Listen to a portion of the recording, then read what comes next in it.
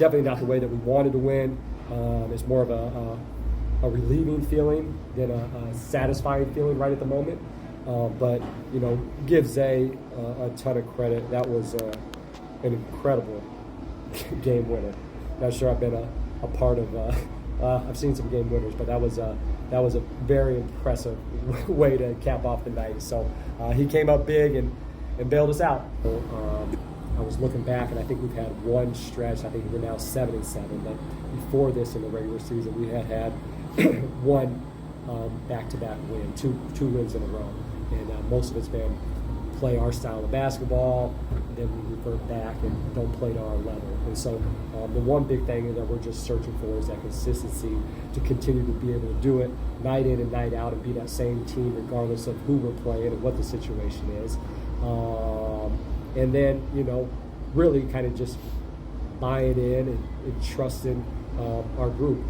Sometimes it's difficult because we have certain guys like Pete, Amani, and Isaiah have been gone for about 3 games in a row. And so then you try and work them back in. And so it's the G League and everybody goes through it. But I told the guys before the game, it's just, hey, when everybody comes back, like, we don't have to work and feel each other out. Just be who you are and play together, and it'll all come together in itself. So we're searching for consistency. We did put a win together. Would have liked it to be a little bit differently, but hoping that we can now continue to be the team that I know that we're capable of being, and that's a team that can beat anybody consistently night in and night out. Coach, end of the first quarter, you guys made a 13-4 run. Beginning of the third quarter, you guys made a 15-4 run. How do you kind of string those runs at the beginning of the game to the end of the game? We're closing.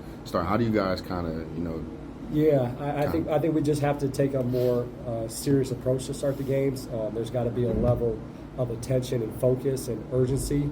When we, like early in this game, for example, we had a bunch of fast breaks that should have just been layups, right? And, end up being fumble passes and whatnot, turnovers, and then you allow the other team to get comfortable. And once these guys get comfortable, as you saw with R.J. Hunter, he made the first couple of the game, but then the defense started to pick up, and he struggled a little bit later in the game, right? So, we've just got to come out and not wait until our backs are against the wall to turn it on.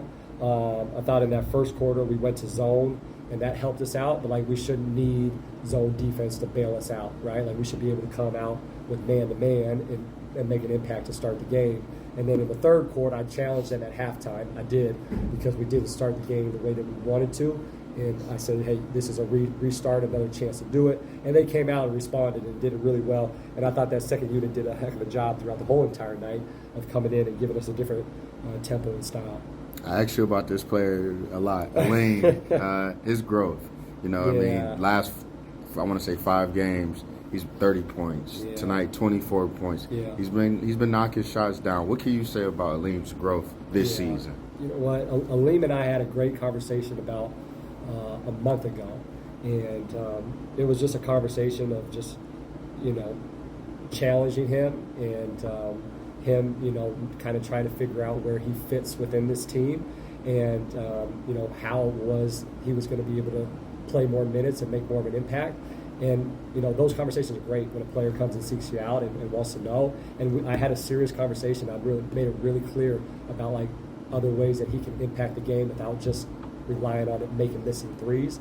And since then, that guy's just answered the call. And I told him the other day, he's been just a man possessed when he's out on the floor. Defensively, offensively, there's just a confidence, there's a force, there's a toughness that he's playing with. And, I'm really happy to see him having the success because he really did respond and take that conversation and apply it.